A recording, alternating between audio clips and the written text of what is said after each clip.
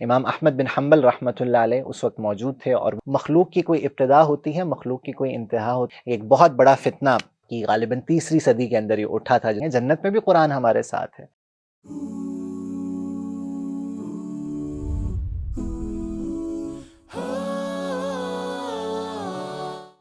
السلام علیکم ورحمۃ اللہ وبرکاتہ۔ بسم اللہ الرحمن الرحیم، نحمدہ ونصلی علی رسولہ الکریم، اما بعد۔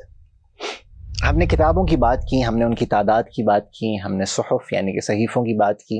اور باقی جتنی کتابیں اللہ رب العزت کی طرف سے نازل کرتا ہے ہم نے ان کی بات کی، ہم ان کے اوپر کیسے ایمان لے کر آتے ہیں، آج ہم ان کے بارے میں کیا کہتے ہیں، یہ ساری ڈسکشن ہماری ہوئی۔ مگر ڈیفینیٹلی ہمارا سب سے زیادہ کنسرن قرآن کے ساتھ ہے، کیونکہ آپ صلی اللہ علیہ وسلم کے اوپر اللہ رب العزت نے قرآن کو ہی نازل کیا، اور ہمیں ابھی جو ہمیں جس کی ضرورت ہے اور جو ہمارے لیے مینول ہے جو اللہ رب العزت نے ہمارے لیے منتخب کیا ہے وہ ڈیفینیٹلی قرآن ہی ہے۔ اور قرآن کے بارے میں اب ہمارا کیا ماننا ہے اور ہم اس کو کیسے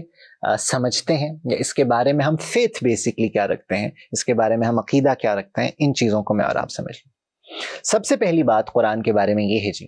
کہ قرآن کے بارے میں ہمارا یہ دعویٰ ہے، اور یہ دعویٰ دلیل کے ساتھ ہے، اور دلیل قرآن ہے۔ ہمارا دعویٰ یہی ہے کہ یہ قرآن اللہ رب العزت کی طرف سے ہے،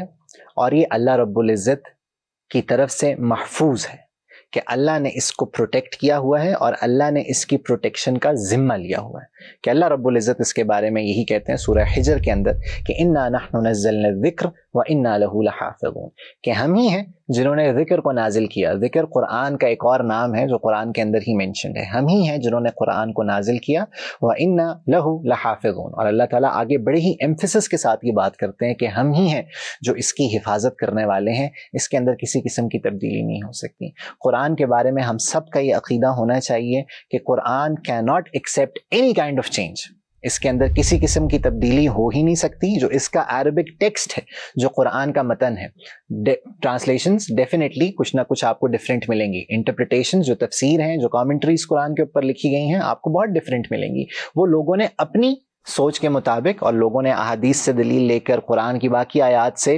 ہیلپ لے کر قرآن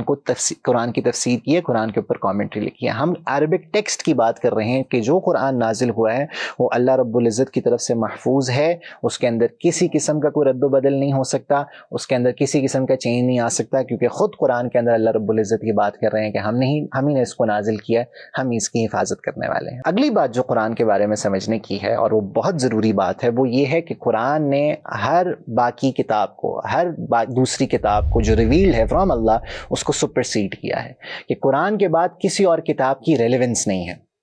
میں پھر اس کو کلیئر کرتا چلا آ جاؤں کہ ہم رسپیکٹ کرتے ہیں، ہم ایمان لے کر آتے ہیں، جیسے کتابیں نازل ہوئی تھیں ہمارا ایمان ہے وہ اللہ کی طرف سے ہی نازل ہوئی تھیں، مگر قرآن آنے کے بعد باقی ساری ارریلیونٹ ہیں۔ ارریلیونٹ اس لحاظ سے ہیں کہ اب ان کے اوپر عمل نہیں ہو سکتا۔ اگر فار ایگزامپل اس بات کو میں اس طرح سمجھاتا ہوں کہ اگر آج فار ایگزامپل میرے پاس تورات کا کوئی نسخہ آ بھی جاتا ہے جو ایکچوئل فارم میں ہے، جو اللہ نے جیسے نازل کیا تھا، کہیں سے مجھے وہ مل جاتا ہے اور وہ ایکچولی اللہ رب العزت کی ہی باتیں ہیں، یا مجھے انجیل کا کوئی نسخہ مل جاتا ہے، یا مجھے زبور مل جاتی ہے جو ایکچولی وہی ہے جو اللہ رب العزت نے نازل کی ہے، پھر بھی میرے لیے یہ ارریلیونٹ ہے۔ میں ان کے اوپر ایمان لے کر آؤں گا کہ اللہ کی طرف سے، میں ان کا احترام کروں گا، میں اس کو اللہ کی نازل کرتا کتاب سمجھوں گا، مگر میں عمل قرآن کے اوپر کروں گا۔ اور یہ بات، اس کی دلیل کی جو ہم بات کر رہے ہیں کہ قرآن نے ہر ایک کو ارریلیونٹ کیا ہے، سپرسیڈ کیا ہے، اس کی دلیل خود آپ صلی اللہ علیہ وسلم کی حدیث میں ہے۔ مشکات المصابیح حدیث کی کتاب ہے، اس کے اندر یہ حدیث مینشنڈ ہے کہ عمر رضی اللہ عنہ کے بارے میں آتا ہے کہ انہیں کہیں سے ایک دفعہ تورات کا کوئی نسخہ ملا، جس کے بارے میں یہود کا بھی یہ دعویٰ یہی تھا کہ یہ بالکل ایکچوئل نسخہ ہے جو اللہ رب العزت کی طرف سے ہے۔ عمر رضی اللہ عنہ اس کے بارے میں بہت ایکسائٹڈ ہو گئے، جس طرح ہمیں بھی آج کوئی آرٹیفیکٹ مل جائے، کوئی پرانی ایسی چیز مل جائے تو بہت انٹرسٹ کے ساتھ، بڑی انٹریگ کے ساتھ ہم اس کو دیکھیں گے۔ عمر کے بارے میں آتا ہے کہ وہ آپ صلی اللہ علیہ وسلم کے پاس وہ نسخہ لے کر آئے، ابو بکر رضی اللہ تعالیٰ عنہ ان کے ساتھ بیٹھے ہوئے، اور عمر تورات کے صفحے پلٹے جا رہے تھے اور بہت ہی ایکسائٹمنٹ میں اللہ کے نبی کو بتا رہے تھے کہ یا رسول اللہ دیکھیں میرے پاس کیا آ گیا، میں کیا چیز لے کر آ گیا ہوں۔ آپ صلی اللہ علیہ وسلم اس چیز کو دیکھ کے آپ کو غصہ آ رہا تھا اور آپ کا چہرہ بھی لال ہو رہا تھا۔ ابو بکر رضی اللہ تعالیٰ عنہ نے اس بات کو نوٹس کیا، اور ابو بکر کے بارے میں آتا ہے انہوں نے عمر کو ذرا کوہنی ماری، ان کو نج کیا کہ تم دیکھ نہیں رہی ہو کہ آپ صلی اللہ علیہ وسلم اس بارے میں کیا فیل کر رہے ہیں۔ عمر نے جیسے ہی آپ صلی اللہ علیہ وسلم کے چہرے کی طرف دیکھا اور آپ کو فیل ہوا کہ آپ صلی اللہ علیہ وسلم اس کا اچھا نہیں منا رہے، تو آپ نے ایک دم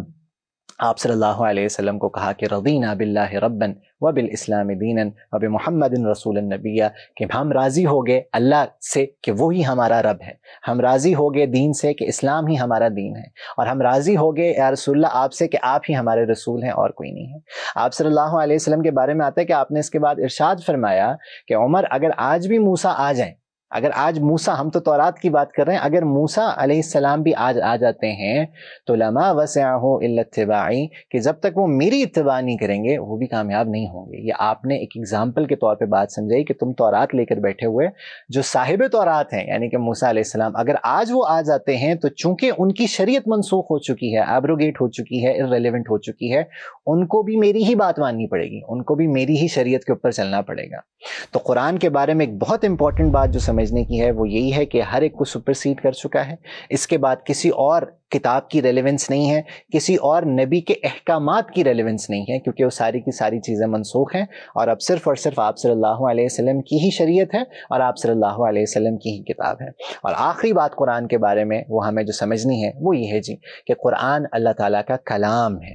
قرآن اللہ کی مخلوق نہیں ہے، قرآن اللہ تعالیٰ کا کلام ہے۔ ایک بہت بڑا فتنہ کہ غالباً 3 صدی کے اندر یہ اٹھا تھا، جس کو خلق قرآن کا فتنہ کہتے ہیں، ایک لمبی اس کے اوپر اس کی انسیڈنٹ ہے۔ امام احمد بن حنبل رحمۃ اللہ علیہ اس وقت موجود تھے اور وہ اس کے خلاف کھڑے ہوئے تھے، اور انہوں نے اس بات کو بہت ہی پرزور اس کا کنڈمنیشن کی تھی کہ بالکل قرآن اللہ کی مخلوق نہیں ہے، اللہ کا کلام ہے۔ اگر میں قرآن کو اللہ کی مخلوق کہتا ہوں تو اس میں کوئی پرابلم ہے جی؟ اس میں بالکل ایک پرابلم ہے، اور اس میں بہت بڑی پرابلم ہے، اور وہ پرابلم یہ ہے قرآن کو مخلوق کہنے میں کہ اگر میں قرآن کو مخلوق کہہ دیتا ہوں تو پھر قرآن کے ایٹریبیوٹس وہی ہوں گے جو ایک مخلوق کے ایٹریبیوٹس ہوتے ہیں، اور مخلوق کے ایٹریبیوٹس میں کیا کیا چیزیں آتی ہیں کہ مخلوق چینج بھی ہوتی ہے، مخلوق ایوالو بھی ہوتی ہے، مخلوق ہر طرح کی تبدیلی لے سکتی ہے، مخلوق کی کوئی ابتدا ہوتی ہے، مخلوق کی کوئی انتہا ہوتی ہے۔ یہ تمام فیچرز جو ایک کریشن کے ہیں وہ سارے قرآن کے ساتھ آئیں گے۔ قرآن کو اگر ہم مخلوق کہہ دیتے ہیں تو اس کے بعد پھر یہ لازم ہو جائے گا کہ ٹھیک ہے موقع محل کے ساتھ وہ ایوالو کر سکتی ہے، وہ چینج ہو سکتی ہے۔ اگر ہم قرآن کو مخلوق کہہ دیں گے تو پھر ہمیں یہ ماننا پڑے گا کہ ٹھیک ہے اس کی ابتدا بھی ہے، اس کی انتہا بھی ہے، حالانکہ قرآن کے ساتھ ایسا نہیں ہے۔ اگرچہ سورہ فاتحہ اس کی ابتدا ہے، سورہ ناس اس کی اختتام ہے، مگر ایکچولی وہ ہے کب سے اس کے بارے میں ہمیں معلوم نہیں ہے کہ وہ اللہ کا کلام ہے، اور کب تک ہے اس کے اوپر کوئی اختتام نہیں ہے، اس کو کوئی زوال نہیں ہے۔ جنت میں بھی قرآن ہمارے ساتھ ہے۔ تو ہم قرآن کو اللہ تعالیٰ کی صفت مانتے ہیں، اللہ تعالیٰ کا کلام مانتے ہیں، ہم اس کو اللہ تعالیٰ کی مخلوق نہیں مانتے۔ اگر آج ہم اس کو مخلوق کہنا شروع ہو جاتے ہیں تو پھر اس کے اوپر جو چیزیں آگے مرتب ہوں گی وہ بھی آٹومیٹکلی شروع ہوں گی۔ اس لیے قرآن ایک تو اللہ تعالیٰ کی طرف سے نازل کرتا کتاب ہے جو ہم تک آئی، قرآن محفوظ ہے، اللہ رب العزت کی طرف سے اس کے لیے پروٹیکشن کا وعدہ ہے کہ کرے گا، اور اس کے بعد قرآن نے ہر چیز کو، ہر باقی کتاب کو سپرسیڈ کیا ہے، اور قرآن اللہ رب العزت کا کلام ہے، اللہ کی مخلوق نہیں ہے۔ یہ تمام چیزیں قرآن کے بارے میں سمجھنی ہیں، عقیدے کے اعتبار سے، فیتھ کے لحاظ سے۔ اللہ تعالیٰ ہمیں صحیح معنوں میں سمجھنے کی توفیق عطا فرمائے۔ السلام علیکم ورحمۃ اللہ وبرکاتہ۔